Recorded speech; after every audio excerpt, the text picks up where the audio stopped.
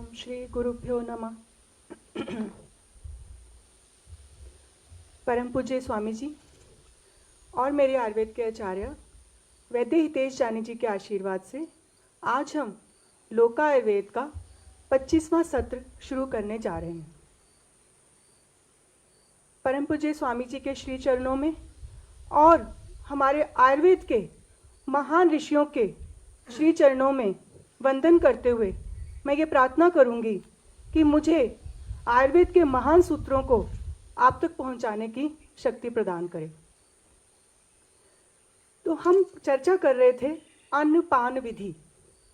तो अन्नपान विधि में हम ये चर्चा कर रहे थे कि सिद्धांत क्या है अन्न को लेने का। तो वो है हितभुक, मितभुक और ऋतुभुक। तो हमने मितभुक तो जान लिया और ऋतुभुक पे भी हमने कल चर्चा की थी। तो उसमें हमने ये समझा था कि ग्रीष्म ऋतु चल रही है और साथ में कोरोना जैसी महामारी का भी चलन है। तो इन दोनों को देखते हुए हमें क्या आहार लेना चाहिए ऋतु के हिसाब से, तो कल हमने थोड़ी उसकी चर्चा की थी। उसी क्रम में आज हम थोड़ी सी ये चर्चा करेंगे कि हमें क्या ना लें, हम क्या ना लें। कल हमने समझा था हम क्या लें, कौन सी सब्जियां लें, किस तरह की लें। आज हम ये समझेंगे कि हम क्या ना लें। तो सबसे पहले जो शायद हमें बहुत हैरान भी करेगी, जो मैं आज बताऊंगी कि ये नहीं खाना, तो उसकी चर्चा करते हैं। तो उन्होंने बताया कि ग्रीष्म ऋतु में दही का सेवन नहीं करना चाहिए। तो हम बहुत ज़्यादा आजकल दही का सेवन हम करते हैं और जनरली ग्रीष्म ऋतु में तो बहुत ज़्यादा करते हैं। तो दही का सेवन यानी कि दही, उसको कर्ड और योगर्ट आप ना समझिए, क्योंकि आजकल मार्केट में जब हम दही का नाम लेते हैं तो हमें सुनने में आता है कि कर्ड, योगर्ट, तो ये नाम बहुत ज़्यादा प्रचलन में है, लेकिन इनको आयुर्वेद दही नहीं मानता। वो हम आगे जब पंचगव्य की चर्चा करेंगे तब दही क्या है, एक्चुअली आयुर्वेद में इसके बारे में क्या क्या कहा गया, इसे कैसे बनाया जाता है, इसके गुण क्या हैं, कौन सी रोगों में ये बहुत अच्छा काम करती है, कौन सी ऋतु में इसको खाना चाहिए, किस तरह से खाना चाहिए, किन पदार्थों के साथ खाना चाहिए। तो जब हम पूरा पंचगव्य की चर्चा धीरे धीरे करेंगे तो हम उसकी चर्चा करेंगे। लेकिन आज हम ये समझ रहे हैं कि ऋतु के हिसाब से, ग्रीष्म ऋतु के हिसाब से और कोरोना के हिसाब से हमें दही नहीं खाना चाहिए। तो अब प्रश्न आता है कि क्यों नहीं खाना चाहिए, क्योंकि हम तो पहले पूछते हैं सब चीज़ों में कि क्यों ना खाएं। तो उन्होंने बताया कि जो दही है वो गुरु होती है, मीन्स हैवी होती है, तो हमें तो लघु चीज़ें खानी है इस ऋतु में। फिर उन्होंने बताया कि वो जो है वो शीतलता नहीं देती है, उष्णवीर्य है, मतलब खाने के बाद दही सबसे ज़्यादा गर्मी करता है, तो ग्रीष्म ऋतु में मना किया गया। और इसके साथ साथ आजकल कोरोना का जो चल रहा है तो उसमें बताया जाता है कि कफ को ना बढ़ने दें। तो जो दही है वो सबसे ज़्यादा कफ कारक है, अभिशंदी है। तो अभिशंदी जो शब्द हमारे ऋषि मुनियों ने यूज़ किया था, उसका मीनिंग ये था कि ये चैनल्स को ब्लॉक करता है, मतलब जितनी भी हमारी ग्रंथियाँ हैं उनको ये उनके स्राव को रोकता है। तो इस तरह के ये बहुत सारे द्रव्य हैं जो अभिशंदी में आते हैं, तो दही उसमें से एक है। तो इसलिए उन्होंने कहा कि ग्रीष्म ऋतु में और खास करके अब कोरोना का टाइम है तो हमें दही नहीं खानी है। अब हम क्योंकि ऋतुभुक के हिसाब से चर्चा कर रहे हैं और ऋतु के हिसाब से कर रहे हैं, तो इसलिए हमने थोड़ा समझा है।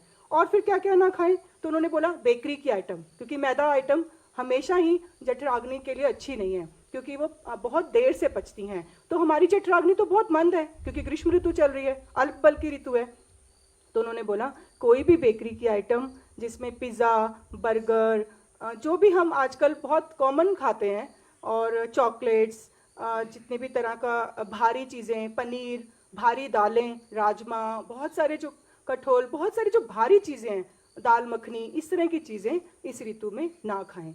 और फिर उसके बाद उन्होंने बताया कि आपको कोल्ड ड्रिंक्स नहीं पीनी है इस ऋतु में, क्योंकि ग्रीष्म ऋतु में हम बहुत ज़्यादा सोचते हैं कि अब तो ठंडा चाहिए तो कोल्ड ड्रिंक पीनी है। तो एक तो कोरोना की वजह से भी और ग्रीष्म ऋतु की दोनों की वजह से कोल्ड ड्रिंक हमें नहीं पीनी है। और एक और कारण भी है कि कोल्ड ड्रिंक क्यों नहीं पीनी है, क्योंकि कोल्ड ड्रिंक की कोई ऐसी गुणवत्ता नहीं है, और उसकी बजाय आप हमारे भारतीय पेय देखिए कितने सारे हैं कि हमें कोल्ड ड्रिंक की ज़रूरत ही नहीं है। जैसे आप कोकम का शरबत पीजिए, कलिंगन का शरबत पीजिए, नारियल पानी पीजिए, बेल का जूस पीजिए, गन्ने का रस पीजिए, छाछ पीजिए, मट्ठा पीजिए, मतलब हम नींबू पानी पीजिए, हम जलजीरा पीजिए, कि इतने हैं कि हम अगर गिनने लगें तो उनकी जो कोल्ड ड्रिंक है, यूरोपियन देशों से जो कोल्ड ड्रिंक का कॉन्सेप्ट आया है, हमारे पास तो उससे बहुत ज़्यादा अधिक पेय हैं, तो हमें कोल्ड ड्रिंक की ज़रूरत ही नहीं है एक्चुअली। तो इसलिए कोल्ड ड्रिंक भी हमें नहीं पीनी है। तो अभी हम अगर ये तो हमने अब थोड़ा ऋतु के हिसाब से जाना। तो एक खास बात आज हम कल हित बुक को शुरू करने से पहले एक खास बात पे चर्चा करना चाहते हैं, जो हमें कहीं बहुत जगह अन्नपान विधि में भी सहायता करेगी समझने में, और हमारे बहुत सारे कन्फ्यूजन्स को दूर करेगी। तो अगर मैं आपको कहूं कि जैसे मैंने आपको अभी बताया था कि दही खानी नहीं खानी है, तो आप कैसे समझे उसको? आपने इस सूत्र को कैसे समझा कि मैंने आपको बताया कि ये गुरु होती है, मतलब भारी होती है पचने में, और ये आपको गर्म होती है, मतलब आपको बहुत ज़्यादा शीत वीर्य नहीं देती है, आपको बहुत सारे रोग भी करती है, कफ कारक होती है। तो मैंने आपको ये शब्द यूज़ करके दही के बारे में बताया, लेकिन मैंने तो कहीं भी यूज़ नहीं किया कि इसमें इतने कैल्शियम होते हैं, इसमें इतने प्रोटीन होते हैं, इसमें इतनी कैलोरीज होती हैं, इसमें इतना फैट होता है। लेकिन फिर भी आपको समझ आया कि हाँ, ये इस ऋतु में नहीं खानी चाहिए। आपको जठराग्नि के हिसाब से समझ आया कि कि हमारी जठराग्नि मंद है इस ऋतु में, और वो गुरु है, तो अगर हम खाएंगे तो वो हमें पचन नहीं करेगी, उल्टा नुकसान करेगी। तो आपने ऐसे समझा। तो इससे ये पता चलता है कि जो हमें आजकल न्यूट्रिशन का कॉन्सेप्ट बताया जाता है, पदार्थों को चयन करने के लिए, उनकी गुणवत्ता को चयन करने के लिए कि इस द्रव में ये गुण हैं, आप कैसे देखें? आप उसके कैल्शियम, प्रोटीन, विटामिन से देखें और उनको चूज करके खाइए। लेकिन वो तो यहाँ पे एप्लीकेबल हुआ ही नहीं, फिर भी हमें समझ आया। तो इसका मतलब हमारे ऋषि मुनियों ने उन्होंने तो आपको ये लग रहा है कि तो फिर हमारे ऋषि मुनियों ने क्या बताया? ये तो आपने बताया कि हाँ, इसके हिसाब से आपने चयन नहीं करना। तो ऋषि मुनियों ने क्या बताया उसको हम थोड़ा सा एक एग्जाम्पल से समझते हैं। कि जैसे हम अभी एक शुंठी का एग्जाम्पल लेते हैं कि कैसे पता लगेगा हमें कि इसकी गुणवत्ता क्या है और हमें इसको चूज कैसे करना है। क्योंकि जो हितमुख है, हितभुक है, मितभुक है और ऋतभुक है, वो तो विधि है, अन्न को लेने की विधि है। लेकिन कौन सा अन्न लेना, उसके गुणों को देखना, वो भी तो देखना पड़ेगा। तो क्योंकि जिस अन्न को खाना है पहले वो भी तो समझ आना चाहिए कि उसको कैसे चूज करना, उसको कैसे सेलेक्ट करना, क्योंकि ये तो विधि है लेने की, लेकिन जठराग्नि के हिसाब से उसको लेने की। लेकिन जठराग्नि के लिए कौन से सूटेबल हैं उसको भी तो समझना पड़ेगा। तो उसको समझने के लिए हम थोड़ा सा एक शुंठी के एग्जाम्पल से, बहुत इजीली आपको समझ आएगा, मैं समझाती हूँ। कि जैसे आपने शुंठी को हमारे अगर हम न्यूट्रिशन वैल्यू से देखें तो आप इंटरनेट पे भी देख सकते हैं। तो अगर न्यूट्रिशन चार्ट ड्राई जिंजर के नाम से आप इसको देख सकते हैं, तो वो बताते हैं कि इसके अंदर कैलोरी होती है, इसके अंदर सैचुरेटेड फैट होता है, इसके अंदर शुगर होता है, इसके अंदर प्रोटीन इतना, इसके अंदर सोडियम इतना, फैटी एसिड्स इतने पर सर्विंग। तो ये उनका कॉन्सेप्ट है आज का ड्राई जिंजर, मतलब शुंठी को बताने का आज की साइंस का। उसके हिसाब से अब आयुर्वेदा का फॉर्मेट हम देखते हैं कि ऋषि मुनियों ने कैसे बताया था, क्योंकि 5000 साल पहले तो ये बातें नहीं होती थी, कैल्शियम, प्रोटीन, विटामिन। 5000 साल पहले क्या, बहुत अभी हम पुराने अपने पूर्वजों को भी देखें तो वो ये सब नहीं जानते थे, लेकिन वो हमसे ज्यादा स्वस्थ थे। तो वो कैसे डिसाइड करते थे कि भाई इसमें कैसा कितना कैल्शियम है, इसमें कितना प्रोटीन है, इसमें कितनी कैलोरीज हैं, तो वो उनके लिए अच्छा है, उनको ये चयन करके खाना चाहिए इस ऋतु में।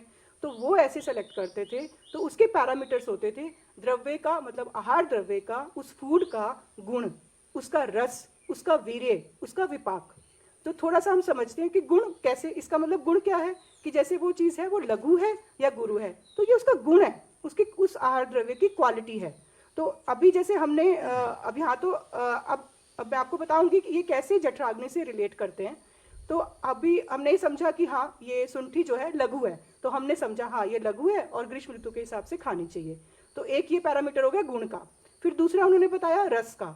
तो रस है, ये कटु है, तो कटु है तो कफ को नाश करती है, जो कटु तिक्त कषाय रस है वो कफ नाशक होते हैं, तो रस का बताया उन्होंने। फिर उन्होंने बताया वीर्य का।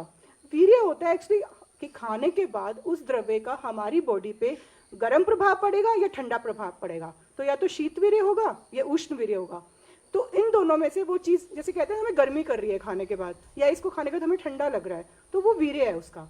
तो ये सब पैरामीटर्स में जस्ट आपको समझाने के लिए बता रही हूँ कि अब ये सब पैरामीटर्स जब हम जान लेंगे तो इसमें कहाँ है ज़रूरत कैल्शियम, प्रोटीन, विटामिन, फैट्स को जानने की हमें ज़रूरत कहाँ पड़ रही है? कहीं भी नहीं पड़ रही है। और एक और बात, बहुत ही अचरज की बात है जो हम हमेशा करते हैं, जैसे जब हम खाना चूज़ करते हैं तो हम कहते हैं कि हम ऐसी चीज़ें खाएंगे जिसके अंदर B12 होगा, जिसके अंदर विटामिन डी होगा, जिसके अंदर इतना कैल्शियम होगा, हमें ऐसी चीज़ें अपनी थाली में चाहिए, हमें ऐसा खाना खाना चाहिए, ये बड़ा न्यूट्रिशियस होता है। लेकिन खाना खाने के बाद हम क्या कहते हैं कि मुझे खाना बहुत अच्छे से पच गया, नहीं आज तो खाना बहुत भारी था, अरे आज तो मुझे बहुत गर्मी लग रही है खाना खा के। तो ये जो सब बातें हैं, ये सब बातें तो हमने ऐसा तो नहीं बोला कि आज मुझे कैल्शियम इतने मिले, आज मुझे इतना कार्बोहाइड्रेट मिला, आज मुझे इतना प्रोटीन मिला। हम तो कभी भी ऐसे नहीं बात करते खाना खाने के बाद।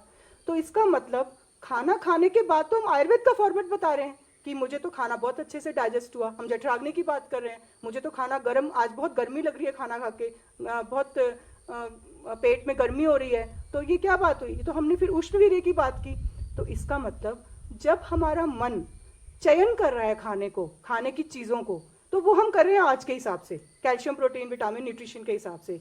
लेकिन खाने के बाद जब हम उसको फील कर रहे हैं, जब उसको डाइजेस्ट करने की प्रक्रिया के बाद उसको फील कर रहे हैं, तो हम बात कर रहे हैं आयुर्वेद के हिसाब से, क्योंकि वो नेचुरल है। क्योंकि हमारे ऋषि मुनि तो प्राकृतिक चीज़ों की बात करते थे, क्योंकि ये तो स्वतः ही मन से आएगा कि हम भारी है, वो ठंडा है, वो गर्म है, अच्छे से हजम हो रहा है, नहीं हो रहा है। तो ये तो कॉमन ह्यूमन, उन्होंने उसको समझा था, ह्यूमन मन को, कि ये ऐसे ही बात करेगा। तो उसी हिसाब से उन्होंने द्रव्यों को बताया था। तो फिर इसका मतलब कि कितना कन्फ्यूजन है जब हम पदार्थों को चयन करते हैं और उस मन में, और जो पदार्थ जब हम खाने के बाद टेस्ट फील करते हैं उस मन में, तो दोनों में कितना कन्फ्यूजन है। तो शायद इसीलिए हमें आज बहुत ज़्यादा आहार लेने में कन्फ्यूजन है, अपना डाइट प्लान करने में कन्फ्यूजन है। तो इसीलिए कहा जाता है कि जो आयुर्वेद में कहा गया, जो वो बहुत शाश्वत है, वो बहुत प्राकृतिक है, वो शरीर को समझ के बताया गया। ना सिर्फ उन्होंने विधि बताई अन्न के बारे में, बल्कि उन्होंने अन्न को के द्रव्यों के गुणों को भी इस प्रकार से बताया जो हमारी जठराग्नि को ठीक रखें। तो इसीलिए तो उन्होंने अन्न की परिभाषा दी, अन्नम भक्ते च भुक्ते स्यात्, कि जो अन्न उसे कहा जाता है कि जिस द्रव्य को हम लेंगे, और जो भुगता है, जो भोगने वाला है, वो किस विधि से ले रहा है, उसकी जठराग्नि क्या है, इन दोनों को मिलाकर ही तो अन्न बनेगा, तभी तो वो अच्छे से डाइजेस्ट होगा। जब लिया हुआ द्रव भी हम अच्छे से चयन करेंगे, किस हिसाब से चयन करेंगे? कैल्शियम, प्रोटीन, विटामिन के हिसाब से नहीं, उसका रस क्या है, उसका गुण क्या है, उसका वीर्य क्या है, उसका विपाक क्या है। तो ये हमें समझना पड़ेगा, हम इसे छोड़ नहीं सकते। हमने कैल्शियम, प्रोटीन, विटामिन को कैसे समझा, ऐसे ही तो हमें ये समझना पड़ेगा, क्योंकि ये बहुत सिंपल चीजें हैं। आप किसी भी पदार्थ को देख के बता सकते हैं कि उसका गुण क्या है, किसी भी पदार्थ को आप खा के बता सकते हैं उसका रस क्या है। तो कोई मुश्किल नहीं है इसको समझने में। तो इसीलिए हमें, जब तक हम अन्न को पूरी तरह से चीज़ों के हिसाब से, उसके गुणों के हिसाब से, खाने की विधि के हिसाब से, हमारी जठराग्नि के हिसाब से पूरा नहीं समझेंगे, तो हम अन्नपान विधि को नहीं समझ सकते। तो क्योंकि यही तो, तभी तो अन्न को ब्रह्मा कहा गया, तभी तो अन्न को जीवन देने वाला कहा गया, तभी तो उसको स्वास्थ्य देने वाला कहा गया। तो इस प्रक्रिया को तो हमें समझना ही पड़ेगा। तो कल इसी क्रम में हम हितभुक की शुरुआत करेंगे। और इससे पहले, इसके बस हम ख़त्म करने से पहले मैं यही कहना चाहती हूँ कि संतों की कृपा से ही हमें गति, यानी कि हमारा उद्धार होता है, मति यानी कि हमारा विवेक बढ़ता है, और कीर्ति यानी कि हमें यश की प्राप्ति होती है। तो हमें स्वामी जी के सानिध्य में आयुर्वेद के आहार के सूत्रों को समझकर अपना विवेक बढ़ाने का इतना अच्छा मौका मिल रहा है, तो हमें इसे ज़रूर ही समझना चाहिए। इसी के साथ स्वामी जी के चरणों में वंदन और धन्यवाद स्वामी जी।